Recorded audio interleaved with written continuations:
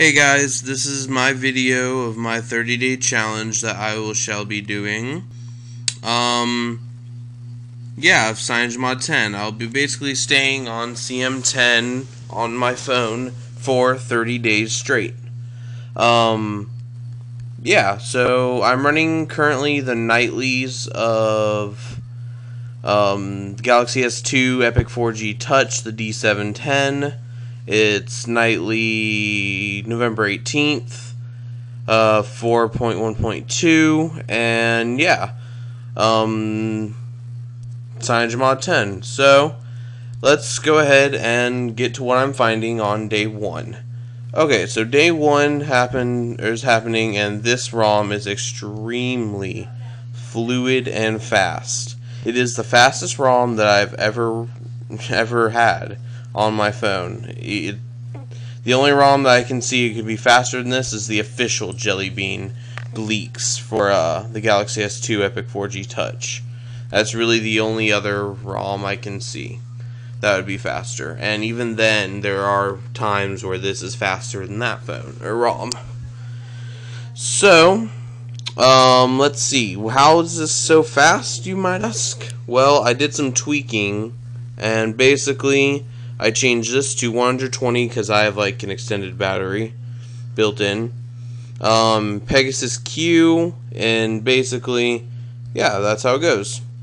16-bit transparency, and another tweak that I did to make everything faster is change the window animation scale, the transition and animator duration scale to 0.5. That in a reboot. After you reboot, everything will become immensely faster. So, CM10 10 running on the Galaxy S2 is fast. It's fluid. There's no hiccup. Well, I wouldn't say there's no hiccups, but there, like when I'm installing applications, it sometimes, lags. But other than that, it's the fastest ROM for the Galaxy S2 as of now. Dang it. I don't know what that speed test. Okay. Don't want to run speed test right now. Okay, so what I am noticing is quadrants are not as good.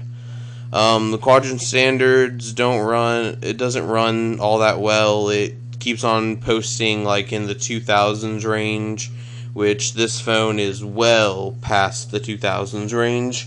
I think it's just because we don't have official kernel source yet, and we can't get, this running as well as it could run. So, yeah, other than that, it seems to be, it's still fast. Like, it's just the raw performance. I don't think it's utilizing the processor all as it should with quadrant standard. Now, Intuitu works just fine, and it brings accurate scores compared to the process. They may be off maybe like 1,000, but for some reason the Galaxy Nexus beat this phone in quadrant. No, I'm kidding. And Intuitu. But I'm going to be staying on CM10 for 30 days straight on my phone and tablet. I will be making a separate video for the tablet. But first let's go over the specs of this phone. It has a 4.5-inch WVGA display. It's a Super AMOLED Plus based. This phone is the Galaxy S2 Epic 4G Touch. It has a dual-core 1.2 GHz Exynos processor with a Mali graphics card. It has 1 GB of RAM and an 8-megapixel camera, a 1080p video recording, but that's not really relevant to what this is about. It runs EVDO Revision A, runs WiMAX, and yeah. And on this nightly, everything's working. WiMAX is working, MMS is working, full hardware acceleration, just everything is perfectly smooth and perfectly running fine. So, without further ado, that is my findings. That I'm just not getting used to how speedy this ROM is. Because when I first got the Galaxy S2, it was not all that fast on TouchWiz. But it's getting faster. And when I had the Photon for CM10, the Photon doesn't even have official drivers for the processor or anything. So you can imagine it wasn't all that fast. It was smooth and it ran faster than Ice Cream Sandwich, but it wasn't as smooth and fast as it could be.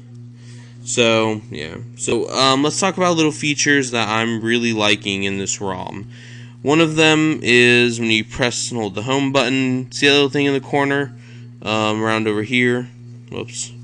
Around up in the top right corner. Basically, that's a clear all apps button. I would press it, but then it would clear screencast, and then I'd have to, like, re-record this video. But that's one thing I'm liking. Another thing is in the lock screen, basically. Click the lock screen, turn it back on. Press and hold the home button, turns on the torch. As you can see up there in the corner, torch is activated. Press it again, turns it right off. And then, yeah. That's a little feature that I'm liking. Another one, if you press and hold menu, brings me straight to Google Now. Press and hold the back button to kill the application, yada yada yada, stuff like that. And yeah, it's just, it may not be the beefiest specs, like it may not have the best like tweaks and mods, and there may not be too many of them because there's really not that many mods from CyanogenMod 10. But it's the base for everything on Ice Cream or Jelly Bean for this phone. Like CyanogenMod's the base for this phone because it's not a Nexus. It doesn't have the AOSP base that the Nexus devices have, so all the other developers, like the developer for CNA, AOKP, they have to port off of this instead of porting off the stock ROM like on a Nexus device.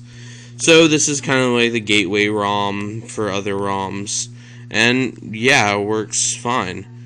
Yeah. Alright guys, that'll be the end of this. We'll see you guys later. Oh yeah, I'll be posting every 5 days my findings. If anything pops up different, I may make other videos sooner. Like it's just, but every 5 days I'll post something. Alright guys, talk to you later. Bye.